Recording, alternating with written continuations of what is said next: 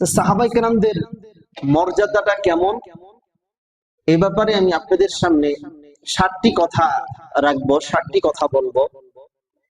1 নম্বর কথা, সাহাবায়ে কেরামদের মর্যাদার ব্যাপারে এতটুকুই যথেষ্ট যে আল্লাহ রাব্বুল আলামিন তাদের উপরে সন্তুষ্ট। জোরে বলেন সুবহানাল্লাহ।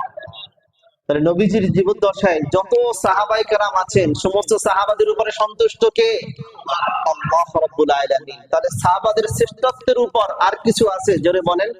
সাহাবায়ে কেরাম যে পৃথিবীর শুরু লগ্ন থেকে কিয়ামত পর্যন্ত যত মানুষ আসবে এর মধ্যে সাহাবায়ে কেরাম শ্রেষ্ঠত্ব, এটাই প্রমাণ করে যে আল্লাহ রাব্বুল আলামিন তাদের উপরে সন্তুষ্ট। সূরাতুল ফাতহের 18 নম্বর আয়াতের মাঝে আল্লাহ রাব্বুল আলামিন বলেন, لقد رضي الله عن المؤمنين إذ يبايعونك تحت الشجرة فعلم ما في قلوبهم فأنزل السكينة عليهم وأثابهم فتحا قريبا لقد رضي الله عن المؤمنين। আল্লাহ রাব্বুল আলামিন বলেন, আল্লাহ অবশ্যই আল্লাহ মুমিনদের উপরে সন্তুষ্ট হয়েছেন। ইয ইউবাইউনাকা তাহতা আশ-শাজারাতি, হুদায়বিয়ার সন্ধির সময় এই আয়াত নাযিল হয়েছে। একটি গাছের নিচে আল্লাহর নবীর হাতে হাত রেখে তারা বায়াত গ্রহণ করেছে। ফাআলিমা মা ফি কুলুবিহিম, আর যারা আল্লাহর নবীর হাতে হাত রেখে বায়াত গ্রহণ করেছে আল্লাহ রাব্বুল আলামিন জানেন তাদের অন্তরের মধ্যে কি আছে। অন্তরের মধ্যে কি আছে কে জানেন? আল্লাহ রাব্বুল আলামিন জানেন। ফাআনজালাস সাকিনাতা আলাইহিম ওয়া আযাবাহুম ফাতহান করিবা, তখন আল্লাহ রাব্বুল আলামিন তাদের দিলের ভিতরে প্রশান্তি নাজিল করলেন। ওয়া আযাবাহুম ফাতহান করিবা, এবং তাদেরকে পুরস্কার দিলেন আসন্ন বিজয়ের, আসন্ন নিকটবর্তী এক বিজয়ের পুরস্কার আল্লাহ রাব্বুল আলামিন তাদেরকে দান করলেন। কি ছিল সেই বায়াত? আল্লাহর নবী সাল্লাল্লাহু আলাইহি ওয়াসাল্লাম কিছু সাহাবীদেরকে নিয়ে তিনি উমরা করার জন্য যাবেন। পথিমধ্যে বাধা আসলো হুদায়বিয়ার সন্ধির সময়, যে আমরা উমরা করার জন্য আসছি, তোমাদের সাথে আমরা কোনো যুদ্ধ করব না, মক্কাবাসী যারা আছো তোমাদের সাথে আমাদের কোনো যুদ্ধ হবে না, আমরা শুধু উমরাটা করে আবার চলে যাব। এই প্রস্তাবটা কাকে দিয়ে পাঠাবেন? তখন এই প্রস্তাবটা দিলেন, চিন্তা করলেন যে আমাদের ভিতরে গ্রহণযোগ্য ব্যক্তি আছে কে? দেখলেন যে আমাদের মধ্যে সবথেকে গ্রহণযোগ্য ব্যক্তি হলেন হযরত ওসমান রাদিয়াল্লাহু তাআলা আনহু। তার কারণ হলো হযরত ওসমান রাদিয়াল্লাহু তাআলা আনহু এমন একজন ব্যক্তি ছিলেন যে তিনি এত ধনাঢ্য ব্যক্তি ছিলেন, মক্কার ভিতরে এমন একজন মানুষ ছিল না যার পেটের ভিতরে ওসমানের খানা যায় নাই, ওসমানের দিরহাম দিনার যায় না। এটা তো যে যার খানা খায় তার গুণ কিছুটা হলেও গায়, অন্তপক্ষে সামনাসামনি হলেও যে বহুত খেয়েছি তারটা, পিছে তার দোষ বলতে পারি, কিন্তু সামনাসামনি কিভাবে বলি, এটা মুখ লজ্জা আছে না? আল্লাহ নবী বললেন, ওসমান তুমি যাও। এটা যখন ওসমান রাদিয়াল্লাহু তাআলা আনহুকে এই বার্তা দিয়ে পাঠালেন যে আমরা তোমাদের সাথে কোনো যুদ্ধ বিগ্রহ করব না, আমরা শুধু তোমাদের সাথে আমরা এই যুদ্ধ বিগ্রহ করা ছাড়া শুধু উমরা করে বাইতুল্লাহ তাওয়াফ করে শুধু উমরা করে আমরা আবার চলে যাব। পথিমধ্যে আল্লাহর নবী সাল্লাল্লাহু আলাইহি ওয়াসাল্লামের কাছে খবর আসলো কুতিলা উসমান, উসমানকে হত্যা করা হয়েছে। যখন আল্লাহর নবী সাল্লাল্লাহু আলাইহি ওয়াসাল্লামের কাছে এই খবর আসলো যে ওসমানকে হত্যা করা হয়েছে, আল্লাহর নবী সাল্লাল্লাহু আলাইহি ওয়াসাল্লাম তখন একটা বাবলা গাছের নিচে বসা ছিলেন। বাবলা গাছ চিনেন আপনারা? এই বাবলা গাছের নিচে আল্লাহর নবী সাল্লাল্লাহু আলাইহি ওয়াসাল্লাম তখন ওই গাছের ছায়ায় বসা ছিলেন। যখন আল্লাহর নবীর কাছে আসলো যে কুতিলা উসমান, আল্লাহর নবী তখন রাগান্বিত হয়ে গেলেন, বলেন আমার শরীরে এক ফোঁটা রক্তবিন্দু থাকা অবস্থায় আমি এই উসমান হত্যার প্রতিশোধ আমি নিব। তখন আল্লাহর নবী সাহাবীদের দিকে হাত বাড়িয়ে বললেন, ও সাহাবীরা, তোমাদের মধ্যে কে কে আছো এমন যে আমার সাথে এই আমার কথার সাথে তোমরা একমত, উসমান হত্যার প্রতিশোধ আমি নিব? কারা আছে হাত বাড়াও। সমস্ত সাহাবায়ে কেরাম হাত বাড়ালেন। ইন্নাল্লাযীনা ইউবাইউনাকা ইন্নামা ইউবাইউনাল্লাহ ইয়াদুল্লাহি ফাওকা আইদিহিম যখন সমস্ত সাহাবায়ে কেরাম আল্লাহর নবীর হাতের উপরে যখন হাত রাখলেন, আল্লাহ রাব্বুল আলামিন বললেন, যারা নবীর হাতের উপরে হাত রাখছে, নবীর সাথে যারা বায়াত গ্রহণ করছে, আমি আল্লাহ রাব্বুল আলামিন আমার কুদরতি হাত তাদের উপরে রাখলাম। এই জন্য মুহাদ্দিসিন কেরামগণ বলেন, তাফসীরের কিতাবে বলেন, ওই ওসমান রাদিয়াল্লাহু তাআলার হত্যার ব্যাপারে আল্লাহর নবী যে একটা কাফেলা তৈরি করেছিলেন দ্বীন রক্ষার জন্য, দ্বীনের হেফাজতের জন্য, ওসমান হত্যার প্রতিশোধ নেওয়ার জন্য, এই জন্য কিয়ামত পর্যন্ত উম্মতে মুহাম্মাদীদের মধ্যে একটা জাতি থাকবে যারা মুসলমানদের রক্তের বদলা নিবে। এই জাতিদেরকে কেউ কোনোদিন পরাজিত করতে পারবে না, কেউ কোনোদিন তাদেরকে পরাস্ত করতে পারবে না। পৃথিবীর বিভিন্ন দিক প্রান্ত থেকে তারা এইরকম ভাবে মাথা উঠিয়ে জাগাবে, কোথায় তারা ইসলামী খেলাফত ব্যবস্থা কায়েম করবে, কোথায় তারা ইসলামের জন্য জীবন দিয়ে দিবে, কোথায় তারা পরাজয় বরণ করবে, আবার আরেক জায়গায় থেকে তারা বিজয় অর্জন করবে, কিন্তু কোন জাতি তাদেরকে পরাজিত করতে পারবে না। বাস্তব অবস্থাটা এটা দেখি, আমেরিকা সুপার পাওয়ার আফগানিস্তানের মুসলমানদেরকে কি পরাজিত করতে পেরেছে? যখন আফগানিস্তানের উপরে যখন হামলা করে বুশ, তখন বলছিল যে আফগানিস্তানের মতো এত ছোট একটা দেশ, এটা আমার ধ্বংস করতে মতো 7 দিনের সময় লাগবে। তখন মোল্লা ওমর রাহমাতুল্লাহি আলাইহি তখন তিনি বলেছিলেন যে আল্লাহ, বুশ বলেছে যে আফগানিস্তানের মতো একটা ক্ষুদ্র ছোট একটা দেশ, এটা ধ্বংস করতে মাত্র 7 দিন সময় লাগবে, আর তুমি তোমার কোরআনে বলেছো যারা কোরআন সুন্নাহকে যারা আঁকড়ে ধরে তাদেরকে তুমি বিজয় দান করবা। আল্লাহ, আমি দেখতে চাই কার কথাটা সত্যি হয়। মোল্লা ওমর রাহমাতুল্লাহি আলাইহি তিনি শাহাদাত বরণ করলেন, তিনি দুনিয়া ছেড়ে চলে গেলেন, তিনি বিজয় দেখে যেতে পারেন নাই। 19 বছরের মাথায় বিশ্বের সুপার পাওয়ারদেরকে আল্লাহ রাব্বুল আলামিন এমন ভাবে পরাজিত করেছেন, এমন লাঞ্ছিত করেছেন, তারা লেজ গুটিয়ে তারা পালাতে বাধ্য হয়েছে। আল্লাহ রাব্বুল আলামিন মুসলমানদেরকে সুপার পাওয়ার বানিয়ে দিয়েছেন। সম্মানিত হাজিরিন, এটা হলো সেই নবীজি সাল্লাল্লাহু আলাইহি ওয়াসাল্লামের বায়াতে রিদওয়ান, যে কথাটা বলতেছিলাম। তাহলে সাহাবায়ে কেরামদের ব্যাপারে আল্লাহ রাব্বুল আলামিন সন্তুষ্ট, আর সাহাবায়ে কেরামদের শ্রেষ্ঠত্বের ব্যাপারে এতটুকুই যথেষ্ট। তো এই সাহাবায়ে কেরামদেরকে যারা আঁকড়ে ধরবে, আল্লাহ রাব্বুল আলামিন তাদেরকেও বিজয় দান করবেন। তাহলে 1 নম্বর কথা, সাহাবাদের উপরে কারা কে সন্তুষ্ট? আল্লাহ রাব্বুল আলামিন সন্তুষ্ট। 2 নম্বর কথা, সাহাবায়ে কেরামদের প্রশংসা আল্লাহ রাব্বুল আলামিন নিজেই করেছেন। জোরে বলেন সুবহানাল্লাহ। সূরাতুল ফাতহের 29 নম্বর আয়াতের মাঝে আল্লাহ রাব্বুল আলামিন বলেন, মুহাম্মাদুর রাসূলুল্লাহ والذين معه أشداء على الكفار رحماء بينهم تراهم ركعا سجدا يبتغون فضلا من الله ورضوانا سيماهم في وجوههم من أثر السجود ذلك مثلهم في التوراة ومثلهم في الإنجيل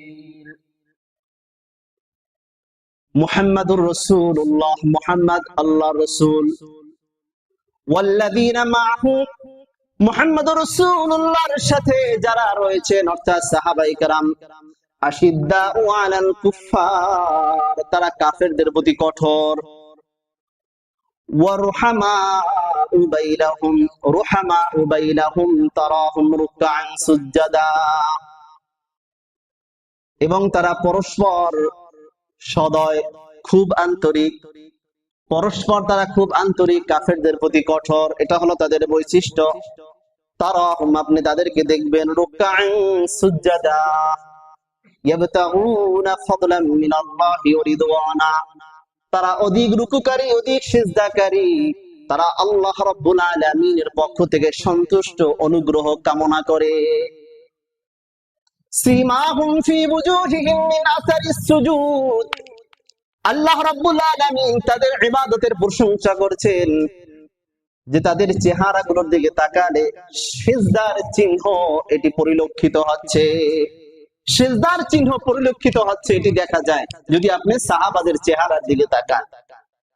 সাহাবাদের কথা শুধু কোরআনের মধ্যে আছে, বিষয়টা এমন নয়। যালিকা মাসালুহুম ফিত তাওরাত, তাওরাত কিতাবের মাঝে আল্লাহ রাব্বুল আলামিন সাহাবীদের কথা আলোচনা করেছেন, প্রশংসা করেছেন। ওয়া মাসালুহুম ফিল ইনজিল, তাদের দৃষ্টান্ত শুধু যে কোরআনে আর তাওরাতে আছে বিষয়টা না, এমন না, ইনজিল কিতাবের মাঝেও সাহাবাদের কথা ইতিপূর্বে আলোচনা করেছে। জোরে বলেন সুবহানাল্লাহ। তাহলে বলেন সাহাবাদের প্রশংসা করেছেন কে? আল্লাহ। আল্লাহ নিজেই সাহাবাদের প্রশংসা করেছেন। এই জন্য সাহাবায়ে কেরাম এত সম্মানিত। 3 নাম্বার কথা, সাহাবায়ে কেরাম আল্লাহ রাব্বুল আলামিনের নির্বাচিত বান্দা। পৃথিবীর জমিনের মধ্যে আল্লাহ রাব্বুল আলামিনের যত বান্দা আছে এর মধ্যে সবথেকে নির্বাচিত বান্দাকে জোরে বলেন সাহাবায়ে কেরাম। দলিল সূরাতুন নামল, সূরাতুন নামলের 59 নাম্বার আয়াত। আয়াতের মাঝে আল্লাহ রাব্বুল আলামিন বলেন, কুলিল হামদুলিল্লাহ, হে নবী আপনি বলে দেন সমস্ত প্রশংসা আল্লাহ রাব্বুল আলামিনের জন্য। ওয়া সালামুন আলা ইবাদিহিল্লাযীনা ইসতাফা, আর দয়া এবং শান্তি আল্লাহ রাব্বুল আলামিনের নির্বাচিত বান্দার উপর। আল্লাহু খায়রুন আম্মা ইউশরিকুন, আর আল্লাহ কি উত্তম নন ওই সমস্ত ব্যক্তিদের থেকে যারা একাধিক খোদার স্বীকার করে, শিরিক করে, যারা আল্লাহর সাথে শিরিক করে, এদের থেকে এক আল্লাহ রাব্বুল আলামিন কি উত্তম নন? قال سفيان الثوري, হযরত সুফিয়ান সাওরী রাহমাতুল্লাহি আলাইহি তিনি বলেন, ওয়াসসালামু আলা ইবাদিহিল্লাযীনা ইসতাফা, এই আয়াতের ব্যাখ্যায় তিনি বলেন, হুম আসহাবু মুহাম্মাদিন সাল্লাল্লাহু আলাইহি ওয়াসাল্লাম। এই আয়াত দ্বারা নবীজি সাল্লাল্লাহু আলাইহি ওয়াসাল্লামের সাহাবীদেরকে বোঝানো হয়েছে। জোরে বলেন সুবহানাল্লাহ। তাহলে বলেন পৃথিবীর ভিতরে যত মানুষ আছে এর ভিতরে নির্বাচিত মানুষ কারা? সাহাবায়ে কেরাম। যেমন নাকি ধরেন এখানে যত মানুষ আছে এর মধ্য থেকে আমি 3 জন ব্যক্তিকে আমি নির্বাচন করলাম, তার মানে হলো অন্য মানুষদের থেকে 3 জন ব্যক্তি আলাদা আলাদা, তাদেরকে আমি নির্বাচন করলাম। অনুরূপ ভাবে পৃথিবীর ভিতরে যত মানুষ আছে মানুষের ভিতরে নির্বাচিত মানুষ হিসাবে আল্লাহ রাব্বুল আলামিন ঘোষণা করেছেন সাহাবায়ে কেরাম রাদিয়াল্লাহু তাআলা আনহুমদেরকে। 4 নাম্বার কথা, নবীজি সাল্লাল্লাহু আলাইহি ওয়াসাল্লাম বলেন, কিয়ামত পর্যন্ত যত মানুষ আসবে তাদের মধ্যে সাহাবায়ে কেরাম সমস্ত মানুষের নিরাপত্তার কারণ হবে। জোরে বলেন সুবহানাল্লাহ। কিয়ামত পর্যন্ত যত আনেওয়ালা, যত উম্মত আল্লাহর নবীর আগমন করবে, আনেওয়ালা যত মানুষ আসবে, যত উম্মত আসবে, এর ভিতরে সাহাবায়ে কেরাম হবেন সবার জন্য নিরাপত্তা স্বরূপ। দলিল মুসলিম শরীফের 2031 নাম্বার হাদিস। হাদিসটি বর্ণনা করেছেন হযরত আবু বারদা রাদিয়াল্লাহু তাআলা আনহু। তিনি বর্ণনা করেছেন তার বাবার কাছ থেকে, আন আবি বারদা আন আবিহি রাদিয়াল্লাহু তাআলা আনহু রাদিয়াল্লাহু তাআলা আনহুমা। হযরত আবু বারদা রাদিয়াল্লাহু তাআলা আনহু তিনি তার বাবার কাছ থেকে তিনি বর্ণনা করেন, সাল্লাইনাল মাগরিবা মা রাসূলিল্লাহি সাল্লাল্লাহু আলাইহি ওয়াসাল্লাম, একদিন আমরা মাগরিবের নামাজ পড়লাম আল্লাহর নবী সাল্লাল্লাহু আলাইহি ওয়াসাল্লামের সাথে। আল্লাহর নবীর পিছনে একদিন আমরা মাগরিবের নামাজ জামাতের সাথে আদায় করলাম। সুম্মা কুলনা, অতঃপর আমরা বললাম, লাউ জালাসনা হাত্তা নুসাল্লিয়া মাআহুল ইশা, যদি আমরা ইশার নামাজ তার সাথে পড়া পর্যন্ত বসে থাকি। ক্বালা ফাজালাসনা, তখন আমরা বসে পড়লাম। কিছু সাহাবী ছিলেন যারা বসে পড়লেন, মাগরিবের নামাজের পর তারা বাড়িতে যান নাই, ঘরের ভিতরেই তারা বসেছিলেন। সুম্মা কুলনা ফাজালাসনা ফাখরাজা আলাইনা ফাকালা মা জিলতুম হাহুনা। আল্লাহর নবী সাল্লাল্লাহু আলাইহি ওয়াসাল্লাম ইশার নামাজ শুরু হওয়ার আগে তিনি ঘর থেকে বের হলেন। ফাকালা, তিনি বললেন, মা জিলতুম হাহুনা, তোমরা কখন মাগরিবের নামাজ পড়েছো? এতক্ষণ পর্যন্ত তোমরা কি এখানেই বসেছিলা? কুলনা ইয়া রাসূলুল্লাহ, আমরা বললাম, হে আল্লাহ রাসূল, সাল্লাইনা মাআকাল মাগরিবা, আমরা তো আপনার সাথে মাগরিবের নামাজ আদায় করেছি। সুম্মা কুলনা নাজলিসু হাত্তা নুসাল্লিয়া মাআকাল ইশা, অতঃপর আমরা বললাম আমরা বসে থাকবো যতক্ষণ না আল্লাহ নবী সাল্লাল্লাহু আলাইহি ওয়াসাল্লামের সাথে ইশার নামাজ আদায় করি। অর্থাৎ ইশার নামাজ আদায় করার আগ পর্যন্ত আমরা মসজিদে আমরা বসে থাকবো। সাহাবায়ে কেরাম যখন এই কথাটা আল্লাহর নবী সাল্লাল্লাহু আলাইহি ওয়াসাল্লাম বলেন, ক্বালা রাআউ সাবতুম সুম্মা রাফা রাসাহু, এবার আল্লাহর নবী সাল্লাল্লাহু আলাইহি ওয়াসাল্লাম বলেন, আহসানতুম, তোমরা আসলে অনেক ভালো কাজ করেছো। ক্বালা আসাবতুম সুম্মা রাফা রাসাহু ইলা সামাই, আল্লাহর নবী বলেন আসাবতুম, যে তোমরা আসলে এটা অনেক ভালো কাজ করেছো, তোমরা যে কাজটা করেছো। সুম্মা আহসানতুম, তোমরা অনেক ভালো কাজ করেছো। সুম্মা রাফা রাসাহু ইলা সামাই, তখন আল্লাহর নবী সাল্লাল্লাহু আলাইহি ওয়াসাল্লাম তার চেহারাটাকে আসমানের দিকে উঠালেন, আসমানের দিকে তাকালেন। ওয়া কানা কাসীরাম মিম্মা ইয়ারফাউ রাসাহু ইলা সামাই, আর আল্লাহর নবী সাল্লাল্লাহু আলাইহি ওয়াসাল্লাম বেশিরভাগ সময় আসমানের দিকে এমন তাকিয়ে থাকতেন। এজন্য মাঝে মাঝে আসমানের দিকে তাকিয়ে থাকবেন। কিসের জন্য? আল্লাহর নবী মাঝে মাঝে আসমানের দিকে তাকাতেন। আপনি যখন তাকাবেন তখন মনে করবেন আল্লাহর নবী এভাবে তাকাতেন, এই জন্য আমিও তাকালাম, আমার কাজটা আল্লাহর নবীর কাজের সাথে যাতে মিলে যায়। কিসের জন্য তাকাবেন? আসমানের দিকে মাঝে মাঝে তাকাবেন, যে আল্লাহর নবী এভাবে তাকাতেন। তাকাবেন তো ইনশাআল্লাহ, মনে থাকবে হাদিসটার কথা। যখন তাকাবেন তখন মনে করবেন কি আল্লাহর নবী এভাবে অধিকাংশ সময় তাকাতেন, এই জন্য আমিও তাকালাম। ওয়াকানা কাসীরাম মিম্মা ইয়ারফাউ রাসাহু ইলা সামাই, আল্লাহর নবী অধিকাংশ সময় এভাবে আসমানের দিকে তাকাতেন। ফাকালা, তখন আল্লাহর নবী সাল্লাল্লাহু আলাইহি ওয়াসাল্লাম বলেন, আন-নুজুমু আমানাতুন লিস-সামাই, এই যে আসমানের দিকে তোমরা তাকাও, আসমানের মধ্যে যে তারকারাজি যেগুলো দেখছো, এগুলো হলো আসমানের জন্য নিরাপত্তা স্বরূপ। তারকারাজি কি? জোরে বলেন। আসমানের জন্য, আকাশের জন্য নিরাপত্তা স্বরূপ। ফাইযা যাহাবাতিন নুজুমু আতাস সামাআ মা তুআদু,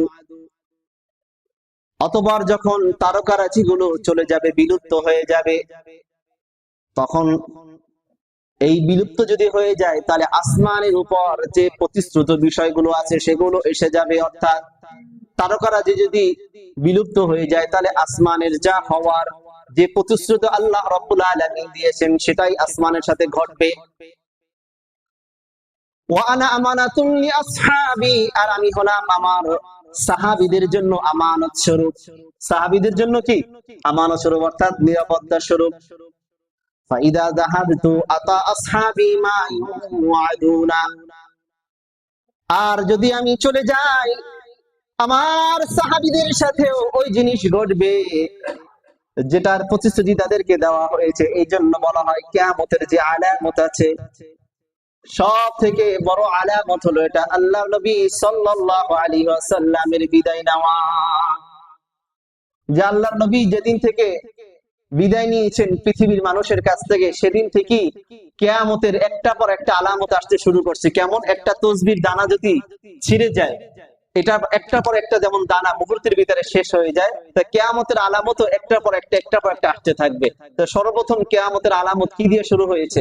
আল্লাহর নবী আমাদের থেকে চলে যাওয়া, আল্লাহর নবীর ঘুমিয়ে যাওয়া আমাদের থেকে। আল্লাহর নবী বলেন তাহলে সাহাবাদের সাথে যেটা প্রতিশ্রুত ছিল সেটাই তাদের সাথে ঘটবে। ওয়া আসহাবি আমানাতুন লি উম্মতি, আর আমার সাহাবীরা হলো আমার উম্মতের জন্য নিরাপত্তা স্বরূপ। সাহাবায়ে কেরাম কি? উম্মতের জন্য নিরাপত্তা স্বরূপ। ফাইদা যাহাবা আসহাবি, যখন আমার সাহাবীরা চলে যাবে, আতা উম্মতি মা ইউআদুন, তখন তাদের সাথে যে প্রতিশ্রুত বিষয় আছে সেটাই তাদের সাথে ঘটবে। এই হাদিসের ব্যাখ্যা হলো এটা, যখন আমি ছিলাম, আমি সাহাবাদের জন্য নিরাপত্তা স্বরূপ ছিলাম, যখন আমি চলে যাব আমার যে কাজ আছে এই কাজগুলো সাহাবীদের উপরে বর্তাবে। সাহাবায়ে কেরাম যখন চলে যাবে এই কাজগুলো তাবিঈন তাবে তাবিঈনদের উপরে বর্তাবে। তাবিঈন তাবে তাবিঈনরা যখন দুনিয়া ছেড়ে চলে যাবে তাদের ধারাবাহিকভাবে কিয়ামত পর্যন্ত যত আহলে হক ইলম আছেন, আলেম আছেন, এই আলেমদের উপরে বর্তাবে।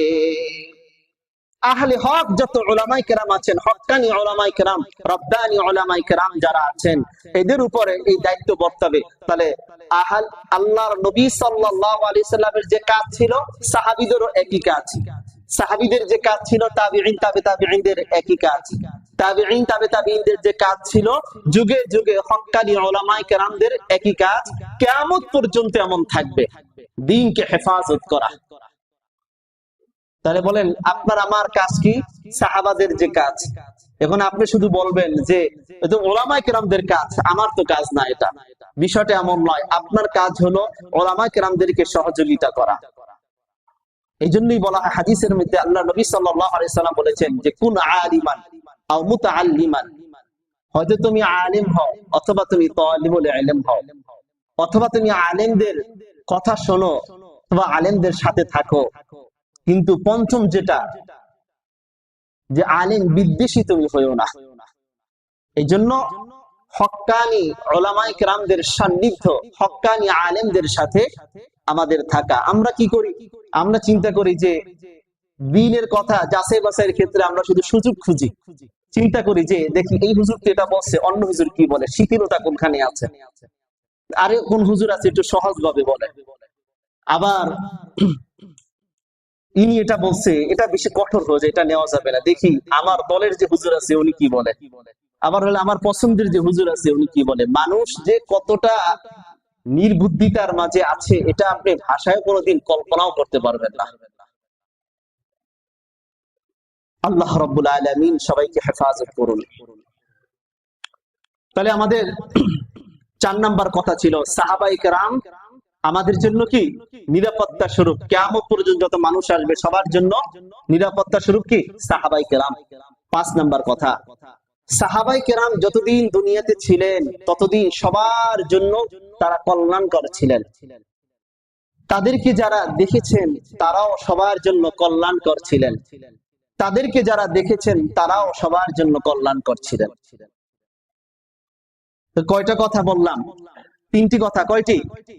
3টি কথা। 1 নাম্বার, সাহাবায়ে কেরাম যতদিন দুনিয়াতে ছিলেন ততদিন কি সবার জন্য কল্যাণকর ছিলেন। সাহাবায়ে কেরামদেরকে যারা দেখেছেন তারা কারা? তাবিঈ। যেমন এর ভিতরে কি ইমাম আযম আবু হানিফা রাহমাতুল্লাহি আলাইহি, যিনি 3 জন সাহাবীর সাক্ষাৎ পেয়েছেন।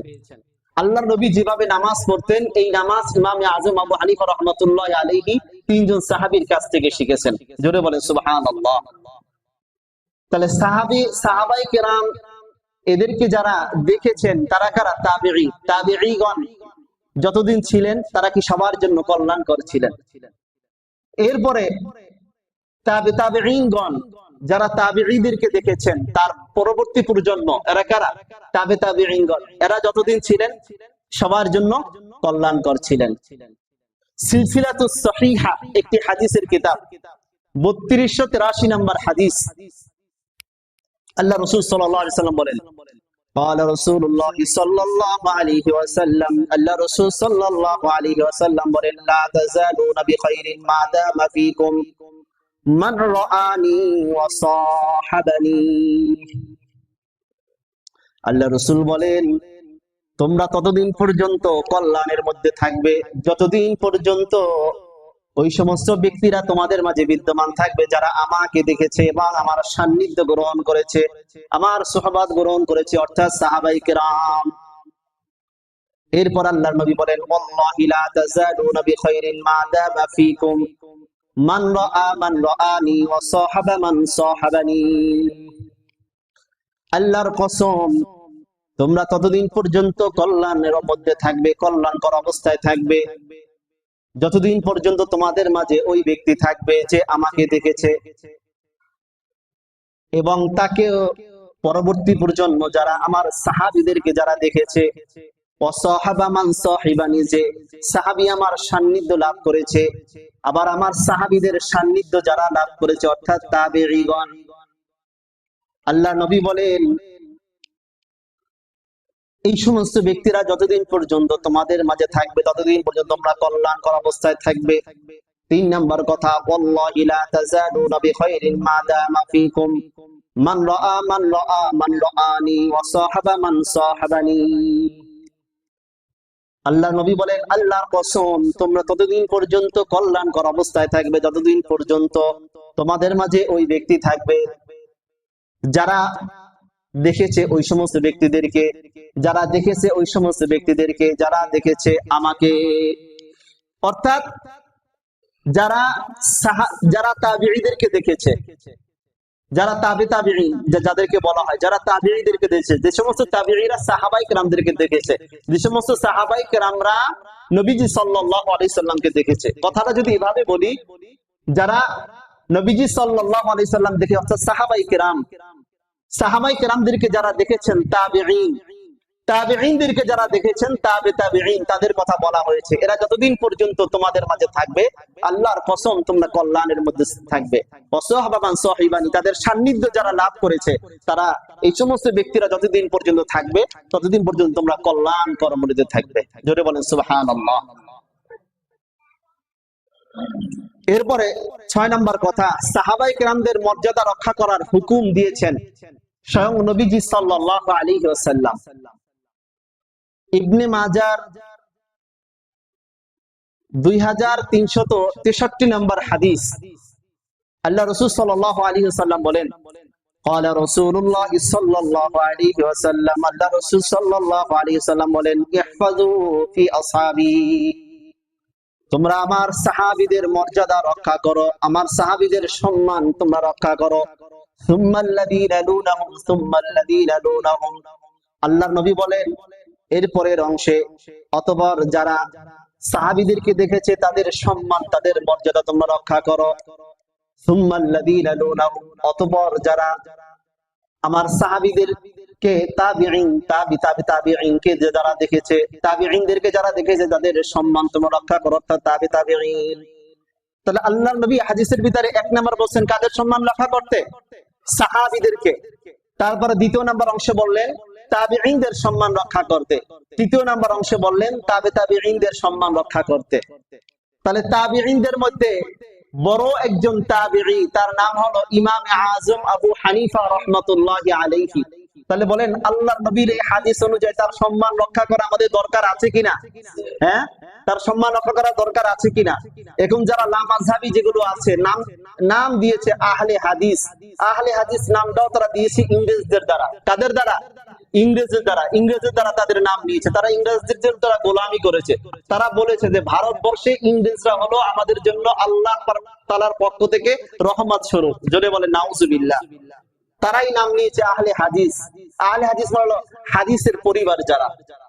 তাই একটা মানুষের পক্ষে কোনোদিন আহলে হাদিস হওয়া এটা সম্ভব নয়। এটা এই ইমামে আযম আবু হানিফা, এই জন্য তাদেরকে বলা হয় লামাযহাবী। কি বলবেন? লামাযহাবী, যারা কোনো মাযহাব মানে না। তাহলে ইমামে আযম আবু হানিফা রাহমাতুল্লাহ আলাইহি সম্মান রক্ষা করা আল্লাহর নবীর নির্দেশ, কারণ তিনি প্রথম পর্যায়ের একজন তাবিঈ ছিলেন। যারা লামাযহাবী তারা বলে কি যারা ইমাম আবু হানিফা তিনি কাফের। জোরে বলে নাউজুবিল্লাহ। 7 নম্বর কথা, সাহাবায়ে কেরাম তারা সর্ব উত্তম মানুষ। তারা সূরা আলে ইমরানের 110 নম্বর আয়াতের মাঝে আল্লাহ রাব্বুল আলামিন বলেন, কুনতুম খায়রা উম্মাতিন উখরিজাত লিন-নাস তা'মুরুনা বিল মা'রুফি ওয়া তানহাউনা আনিল মুনকার ওয়া তু'মিনুনা বিল্লাহ, যে তোমরা হলে সর্ব উত্তম জাতি। সাহাবায়ে কেরামদেরকে কি বলা হয়েছে? পৃথিবীর ভিতরে সর্ব উত্তম জাতি। উখরিজাত লিন-নাস, মানুষের জন্য তোমাদেরকে বের করা হয়েছে। তা'মুরুনা বিল মা'রুফ, কেন? কারণ তোমরা সৎ কাজের আদেশ করবে, তানহাউনা আনিল মুনকার, অসৎ কাজ থেকে নিষেধ করবে, ওয়া তু'মিনুনা বিল্লাহ, এবং আল্লাহর প্রতি তোমরা ঈমান আনবে। তাহলে বলেন আমাদের মাঝে সৎ কাজের আদেশ আছে কিন্তু কি নাই? অসৎ কাজের নিষেধ নাই। সৎ কাজের আদেশ করাটা এটা সহজ, অসৎ কাজের নিষেধ করাটা এটা বড় কি কঠিন। সৎ কাজের আদেশ সবাই করতে পারে, ওয়াজ সবাই করতে পারে। এক একজন মুসল্লিকে যদি আপনি দাঁড়া করিয়ে দেন, আপনি একটু ওয়াজ করেন, দেখবেন আপনার ওয়াজের বন্যা বসিয়ে দিবে। কিন্তু অসৎ কাজ করার কি নাই, লোক নাই। অসৎ কাজ করতে না বলে এই বর্তমান পরিস্থিতিতে এই কাজ, এটা নিষেধ করা যায় না। এটা সব জিনিস কি মানা যায়? কিছু তো সমাজের তাল মিলিয়ে চলতে হয়। অসৎ কাজের নিষেধ করার মানুষের বড় অভাব। এই জন্য সাহাবায়ে কেরামদের বৈশিষ্ট্য ছিল কি? সৎ কাজের আদেশ করা, অসৎ কাজের নিষেধ করা। অসৎ কাজের তিনটা অবস্থা আছে। একটা হলো আপনি হাত দিয়ে সর্বপ্রথম কি বারণ করা, সেটা যদি আপনি না পারেন, মুখ দিয়ে আপনি সেটা প্রতিহত করেন। যদি মুখেও না পারেন, অন্তপাকে অন্তর দিয়ে ঘৃণা করেন। আপনি নিজেই যদি অসৎ কাজের সাথে নিজেই যদি মিশে যান, তাহলে আপনার মুসলমানিত্ব আর রইল কি? আর এই জন্য সাহাবায়ে কেরামদের বৈশিষ্ট্য কি ছিল? আশিদ্দাউ আলাল কুফার, যে তারা কাফেরদের প্রতি তারা কি হবে? কঠোর হবে। কাফেরদের প্রতি তারা কঠোর থাকবে। আর রুহামাউ বাইনাহুম, তারা পরস্পরের প্রতি থাকবে, সদয় থাকবে। এটা যখন আফগানিস্তানের মাঝে তারা হত্যার বদলে হত্যা, কিসাসের হুকুম যখন তারা জাহির করছে, কিসাসের হুকুম যখন তারা দিয়েছে, তখন আমেরিকা থেকে তাদেরকে বলছে, জাতীয় সংঘ থেকে বলা হয়েছে যে তোমরা তো একটা মানুষকে তোমরা হত্যা করছো প্রকাশ্যে, হাজার হাজার লক্ষ লক্ষ মানুষের সামনে, তোমরা তো মানবতা তোমরা লঙ্ঘন করছো। এটা তখন আফগানিস্তান থেকে পাল্টা উত্তর দিয়েছে, আমাদেরকে তোমরা মানবতা দেখাতে এসো না। ফিলিস্তিনির ছোট ছোট শিশুদেরকে যে হত্যা করা হয়, ওই সময় তোমাদের মানবতা কোথায় থাকে? সুতরাং আমরা আল্লাহর কোরআনের আইন বাস্তবায়ন করছি, আমরা আল্লাহর কোরআন অনুযায়ী আমরা চলবো, আমরা কাউকে কোনো পরোয়া করি না, আল্লাহর আইন কি আমরা পরোয়া করি। জোরে বলেন সুবহানাল্লাহ। তো এই জন্য আমরা তো অনেক সময় ভাবি যে এই আমাদেরকে মনে হয় অমুক রাষ্ট্র আমেরিকা আমাদেরকে রক্ষা করবে, চায়না আমাদেরকে রক্ষা করবে, পাকিস্তান আমাদেরকে রক্ষা করবে। আমাদেরকে রক্ষা কেউই করবে না। আমাদেরকে নিজেদের স্বাবলম্বী আমাদের নিজেদেরই হতে হবে। নিজেদের প্রস্তুতি আমাদের নিতে হবে। এটা কেউ কোনো মুসলমানদেরকে কেউ কোনোদিন এই পর্যন্ত সহযোগিতা করছে না, কেউ কোনোদিন এটা করে নাই। আজকে ফিলিস্তিনি মুসলমানদেরকে যেভাবে নির্বিচারে যেভাবে হত্যা করছে, এটা যদি কোনো কাফের, বেদিন, ইহুদি বা খ্রিস্টানদেরকে হত্যা করত, তাম বিশ্বের সমস্ত ইহুদি খ্রিস্টানরা এক হয়ে যেত। কিন্তু আজকের কি তাদের ব্যাপারে এগুলো হচ্ছে? মানুষ অনাহারে কিভাবে তারা দিন কাটাচ্ছে। আপনি ফিলিস্তিনের কথা বাদ দেন, এই যে আপনার ভারতের মুসলমানদের কিভাবে হত্যা করছে, মসজিদগুলো তারা গড়িয়ে দিচ্ছে, মুসলমানদের ঐতিহ্যগুলো তারা শেষ করে দিচ্ছে, মাদ্রাসাগুলো শেষ করে দিচ্ছে, মুসলমান মেয়েদেরকে ধরে নিয়ে দিনের পর দিন ধর্ষণ করে, এইভাবে নির্যাতন করে তাদেরকে মেরে ফেলছে। মুসলমানদেরকে শ্রীরাম বলানোর জন্য এটা বাধ্য করা হচ্ছে। কই কোন রাষ্ট্র কি কথা বলছে মুসলমানদের জন্য? এটা কখনোই বলবে না। আমাদের দেশেও তো এগুলো হচ্ছে। এই পর্যন্ত বিগত সরকার বলেন, এর আগেও বলেন, আপনি ইতিহাসে দেখাতে পারবেন না যে একটা হিন্দুর কোনোদিন ফাঁসি হয়েছে, মৃত্যুদণ্ড হয়েছে। মুসলমানরা অপরাধ করলে সেটা অপরাধ, হিন্দুরা করলে সেটা কোনো অপরাধের ভিতরে পড়ে না। যে সরকারই আসুক, হিন্দুদের বেলায় সব মিডিয়া চুপ। এই যে আপনার লক্ষ্মীপুরে 4 জন একটা ঘরের যে 3 মেয়ে মা সহ যে হত্যা করলো একটা হিন্দু, কোন মিডিয়াতে একটা প্রকাশ করেছে এই খবরটা? একটা হিন্দু করেছে। এই জন্য মাপ, 7 খুন মাপ হিন্দু করলে। আর যদি মুসলমানরা করতো তাহলে দেখতেন। আর যদি কোনো মাদ্রাসার দাড়িওয়ালা টুপিওয়ালা করতো তাহলে তো কথাই ছিল না। এই জন্য ইসলামকে কটূক্তি করা হচ্ছে। এই জন্য যত ফাসিকি, যত শক্তি আছে, যত হলুদ মিডিয়া আছে, সবাই ইসলামের বিরুদ্ধে, সবাই এক। কিন্তু আমরা মুসলমানরা কি এখন বেহুশ অবস্থায় আছি। এই জন্য আমাদের মুসলমানদেরকে আমাদের সুযোগ থাকতে হবে, সজাগ থাকতে হবে আমাদের, যে আমরা মুসলমান, আমাদের এক কাতারে দাঁড়াতে হবে। নিজেদের মাঝে ভেদাভেদ এগুলো আমাদের ভুলে যেতে হবে। আমাদের জন্য মানদণ্ড হলো কোরআন, সুন্নাহ। সাহাবায়ে কেরাম আমাদের জন্য সত্যের মাপকাঠি। সাহাবায়ে কেরাম যেভাবে গিয়েছেন, যে পথে গিয়েছেন, আমাদের সফলতা ওই পথে, ওইভাবে। সাহাবায়ে কেরামদের তরিকা বাদ দিয়ে কোরআন সুন্নাহর আদর্শ, কোরআন সুন্নাহর যে লাইন আমাদেরকে দেখিয়েছেন, এটা বাদ দিয়ে আপনি সফলতা যে পথেই খোঁজেন, কিয়ামত হয়ে যাবে, এরপর আপনি কোনোদিন সফল হতে পারবেন না। সম্মানিত হাজিরিন, আল্লাহ রাব্বুল আলামিন যেন আমাদের সমস্ত মুসলমানদেরকে, তাম বিশ্বের মুসলমানদেরকে এক কাতারে শামিল হওয়ার তৌফিক দান করেন। বাংলাদেশের প্রতিটি মুসলমানদেরকে যেন আল্লাহ রাব্বুল আলামিন আল্লাহমুখী বানিয়ে দেন, রাসূলমুখী বানান, কোরআনমুখী বানান। আল্লাহ রাব্বুল আলামিন যেন আমাদের সবার ভিতরে আমাদের মাতৃভূমির প্রেম দান করেন, ভালোবাসা দান করেন। আমাদের দেশটাকে যেন আল্লাহ রাব্বুল আলামিন আমাদেরকে সুন্দরভাবে সাজানোর, ইসলামী খেলাফত ব্যবস্থা কায়েম করার তৌফিক আল্লাহ রাব্বুল আলামিন দান করেন। ওমা তৌফিকি ইল্লা বিল্লাহ।